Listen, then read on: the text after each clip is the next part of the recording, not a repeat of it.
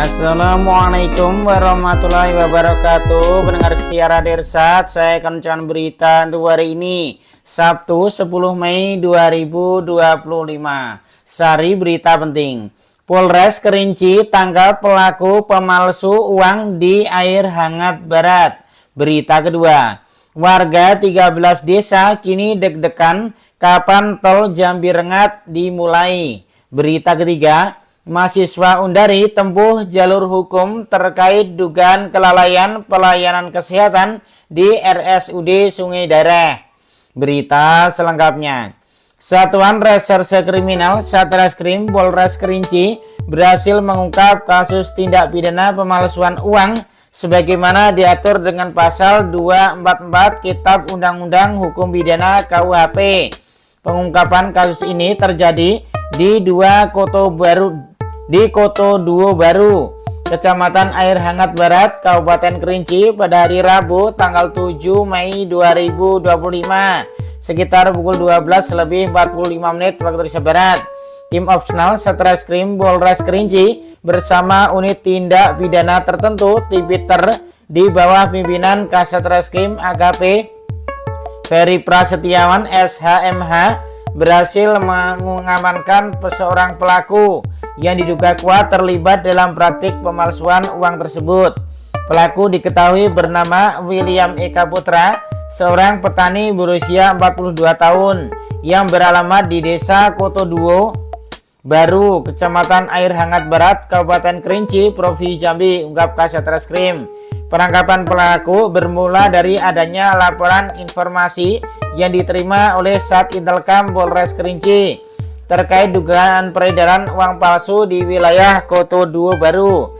Menindaklanjuti informasi tersebut, anggota opsional Satreskrim bergerak cepat melakukan penyelidikan dan berhasil mengamankan terduga pelaku di lokasi kejadian. Saat ini pelaku telah diamankan di Polres Kerinci untuk dilakukan pemeriksaan lebih lanjut dan pengembangan kasus. Pihak kepolisian akan mendalami jaringan secara motif pelaku dalam melakukan tindak pidana pemalsuan uang ini. Kapolsek Kerinci melalui Kasatreskrim AKP Ferry Prasetyawan SHMH mengapresiasi kinerja tim opsional dan unit Tipiter atas keberhasilan pengungkapan kasus ini. Beliau menegaskan bahwa Polres Kerinci akan terus berupaya memberantas dengan bentuk tindak pidana yang meresahkan masyarakat termasuk peredaran uang palsu yang dapat merusak stabilitas ekonomi. Masyarakat diimbau untuk selalu berhati-hati dan teliti dalam bertransaksi menggunakan uang tunai. Apabila menemukan kejanggalan atau mencurigai adanya uang palsu, segera laporkan kepada pihak kepolisian terdekat, tegas Kasat. Sumber berita Jambi Update. Berita kedua, warga 13 desa kini deg-degan. Pertanyaan pun berkecamuk, sebenarnya kapan jalan tol Jambi Rengat akan mulai dicangkul? Wajar deg-degan karena ini kaitannya dengan proses pembebasan lahan. Jika tol Jambi Rengat mulai digarap, maka mereka akan terdampak. Tentu akan mulai siap-siap. Siap-siap untuk apa? Untuk menjadi jutawan. Beberapa waktu lalu, pemerintah Provinsi Jambi telah mengumumkan secara resmi penetapan lokasi penelok pembangunan untuk pengadaan jalan tol Jambi Rengat 1 di wilayah Provinsi Jambi. Dalam pembangunan tersebut terdapat 13 desa di 5 kecamatan dalam wilayah Kabupaten Tanjung Barat yang akan terbelah tol Jambi Rengat 1 yang nanti akan tersambung ke Pekanbaru. Artinya jika lahan terdampak jalan tol Trans Sumatera JTTS ini adalah milik warga, maka warga yang terdampak tol Jambi Rengat 1 bersiap menjadi jutawan bukan miliuner seperti warga lain di Provinsi Jambi yang sudah lebih dulu merasakan dampak ganti untung pembangunan jalan tol Jambi. Sudirman Sekda Provinsi Jambi selaku ketua tim persiapan pengadaan jalan tol Jambi memaparkan khusus di Kabupaten Tanjung Barat ada 5 kecamatan yang akan terdampak tol Jambi Pekanbaru, yaitu dan nama desa yang terbelah tol Jambi Pekanbaru ada 13, yaitu nomor 1 Desa Dusun Mudo, Kecamatan Muara Papali, Nomor 2 Desa Lubuk Sebotan, Kecamatan Muara Papali. Nomor 3 Desa Kuala Dasar, Kecamatan Tunggal Ulu. Nomor 4 Kelurahan Pelabuhan Dagang, Kecamatan Tunggal Ulu. Nomor 5 Desa Berasau, Kecamatan Tunggal Ulu. Nomor 6 Desa Taman Raja, Kecamatan Tunggal Ulu. Nomor 7 Desa Teluk Pengkah, Kecamatan Tebing Tinggi. Nomor 8 Desa Talang Makmur, Kecamatan Tebing Tinggi. Nomor 9 Desa Kelagian, Kecamatan Tebing Tinggi. Nomor 10 Desa Rawang Kempas, Kecamatan Batang Asam. Nomor 11 Desa Tanjung Bojo, Kecamatan Batang Asam. Nomor 12 Desa Dusun Kebun, Kecamatan Batang Asam. Nomor 13 Desa Lumahan, Kecamatan Senyerang. Sementara itu Direktur Utama Karya Budi Harto mengatakan HK telah meminta persetujuan DPR untuk mendapatkan suntikan modal senilai 13,86 triliun untuk tahun anggaran 2025.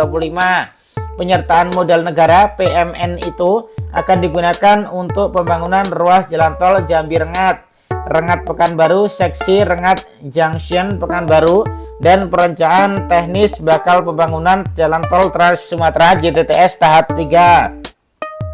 Penambahan PMN ke Hutama Karya tahun anggaran 2025 ini sebesar 13,86 triliun akan digunakan untuk meningkatkan struktur permodalan perseroan dalam rangka melaksanakan penegasan pengusahaan ruas jalan tol Jambi Rengat, Rengat Junction Pekanbaru, dan perencanaan teknis ruas JTTS tahap 3. Jelas Budi di Kompleks Parlemen Jakarta Senin 8 Juli 2025. Secara resmi PMN senilai 13,86 triliun tersebut akan dialokasikan untuk ruas jalan tol Jambi Rengat senilai 7,46 triliun, Rengat Pekanbaru seksi Rengat Junction senilai 5,84 triliun. Terakhir untuk perencanaan teknis ruas JTTS tahap 3 sebesar 400 miliar rupiah. Hanya saja sampai April 2025 ini belum ada informasi terbaru kapan tol Jambi Rengat akan mulai dibangun. Sumber berita Jambi Express. Berita ketiga, ratusan mahasiswa Universitas Damas Indonesia Undari menggelar aksi unjuk rasa di depan kantor Bupati Darmasraya Pulau Punjung pada hari Selasa tanggal 6 Mei 2025. Aksi ini merupakan bentuk protes atas dugaan ketidakmampuan pemerintah daerah Kabupaten Darmasraya untuk memenuhi hak pelayanan kesehatan publik menyusul meninggalnya seorang mahasiswa Undari setelah kecelakaan tragis. Presiden mahasiswa Undari Reno Putri Caniago dalam orasinya menyampaikan 5 tuntutan utama. Tuntutan pertama adalah evaluasi menyeluruh terhadap penanganan pasien di RSUD Sungidare. Yang kedua, memberikan sanksi tegas kepada seluruh petugas yang tidak menunjukkan tanggung jawab dan empati terhadap pasien yang datang ke RSUD Sungidare. Tegasnya, mahasiswa juga menuntut perbaikan sistem rujukan dan komunikasi antar lintas kesehatan agar tidak lagi tergantung pada informasi informal melalui aplikasi pesan. Keempat, memperbaiki sistem pelayanan di RSUD agar tidak terjadi hal-hal yang tidak diinginkan. Betul, mereka semuanya bajunya bagus, uangnya banyak. Ketika keluarganya sakit, dia cuma memberikan uang cukup selesai di sana. Akan tetapi kita masyarakat biasa seperti indikasi kelalaian dan pengabaian disebutnya. Tuntutan terakhir yang disuarakan mahasiswa adalah pencopotan Direktur RSUD Sungidare yang dinilai tidak serius dalam menjalankan amanah.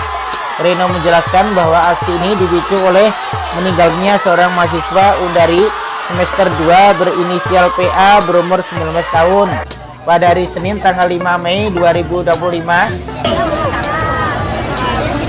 Yaitu teman-teman berada di posisi itu ketika berada di rumah sakit Sungidare itu, Ibu. Dokter yang menjaga di meja itu yang mempunyai data penyakit dari pasien tersebut itu, Bu.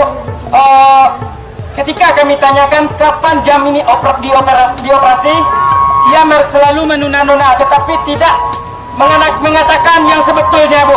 Dia pertama teman kami sudah selesai dan diurus langsung oleh teman-temannya dengan alasan itu waktu rujukan harus menunggu orang tuanya terlebih dahulu. Kenapa harus menunggu orang tuanya terlebih dahulu? Sedangkan minggu lalu, saat PA yang menjadi korban kecelakaan antara sepeda motor dan mobil di depan kampus Undari sekitar pukul 1 lebih 30 menit waktu Indonesia Barat. PA mahasiswa asal Bangko Jambi dilarikan dari Puskesmas Sitiung 1 sekitar pukul 3 lebih 00 menit waktu Indonesia Barat. Tiba di Rumah Sakit Umum Daerah RSUD Sungai Dareh dan Mas Raya sekitar pukul 5 lebih 00 menit waktu Indonesia Barat dengan kondisi kritis oleh warga dan teman-temannya, terangnya. Namun Reno mengungkapkan kesaksian pilu dari keluarga dan saksi mata menyebutkan bahwa korban diduga tidak segera mendapatkan penanganan medis yang layak di RSUD Sungai Dareh. Akibatnya nyawa korban tidak tertolong. Dan ini tentu kami menduga jika ada unsur kelalaian dalam penanganannya sehingga akhirnya menyebabkan nyawa saudara kami tidak tertolong, di mana selama hampir 9 jam setelah tiba di RSUD Sungai Dareh, PA hanya terbaring di ruang instalasi gawat darurat IGD tanpa adanya tindakan medis serius maupun upaya rujukan ke rumah sakit dengan fasilitas yang lebih lengkap seperti yang berada di Kota Padang, cerita Reno dengan nada kecewa. Selanjutnya Reno mengatakan terkait aksi hari ini kami sudah melayangkan tuntutan dan kami berharap kepada pemerintah daerah dan pihak RSUD untuk secepatnya menindaklanjuti tuntutan kami tersebut, tegasnya. Lebih lanjut, Reno mengatakan bahwa pihaknya akan menunggu hasil investigasi internal dari manajemen RSUD dan pemerintah kabupaten terkait dugaan kelalaian dalam penanganan mahasiswa berinisial PA berumur 19 tahun yang meninggal dunia setelah kecelakaan. Sembari menunggu hasil keputusan dari pihak Pemkab dan RSUD atas dugaan kelalaian dalam pelayanan tersebut, akan kami teruskan ke ranah hukum sesuai dengan Undang-Undang Republik Indonesia Nomor 17 Tahun 2023 tentang kesehatan, jelasnya. Menanggapi aksi mahasiswa, Direktur Rumah Sakit Umum Sungai Dareh Sarti Novita mengatakan bahwa pihaknya telah melakukan penanganan pasien termasuk kasus PA sesuai dengan prosedur yang berlaku. Berdasarkan kronologi penelusuran kami, tindakan medis pasien IGD atas nama PA sudah sesuai dengan prosedur pelayanan yang berlaku, ungkapnya. Kendati demikian, Sarti Novita menambahkan bahwa pihaknya akan terus berupaya meningkatkan kualitas pelayanan kesehatan di RSUD Sungai Dareh. Ia juga mengimbau masyarakat untuk melaporkan jika menemukan adanya kelalaian kepada pihak manajemen rumah sakit melalui nomor kontak yang telah disediakan dan aktif selama 24 jam. Sumber berita Cintia. Demikian berita untuk hari ini. Terima kasih atas perhatian Anda. Wassalamualaikum warahmatullahi wabarakatuh.